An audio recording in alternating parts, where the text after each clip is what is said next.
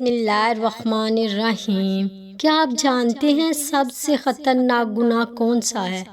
حضرت عبداللہ بن عباس رضی اللہ تعالی عنہما نبی اکرم صلی اللہ علیہ وآلہ وسلم کا یہ فرمان نقل کرتے ہیں، شراب تمام برائیوں کی جڑ ہے اور سب سے بڑا کبیرہ گناہ ہے۔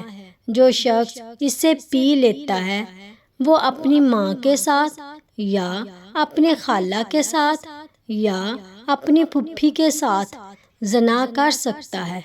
شراب صرف ایک حرام مشروب نہیں بلکہ انسان کی عقل، حیا اور کردار کو تباہ کرنے والی برائی ہے۔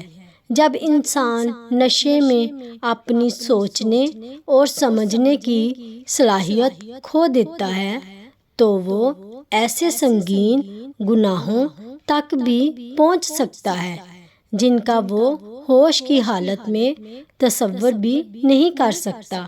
اسی لیے اسلام نے ابتدا ہی سے شراب اور ہر نشہ آور چیز سے سختی کے ساتھ منع فرمایا ہے تاکہ انسان کا دین، عزت، خاندان اور معاشرہ ہر قسم کی تباہی سے محفوظ رہے۔ ایک سچا مسلمان وہی ہے جو اللہ تعالیٰ کے احکامات پر عمل کرتے ہوئے ہر اس چیز سے دور رہے جو اسے گناہ اور اللہ کی ناراضگی کی طرف لے جائے۔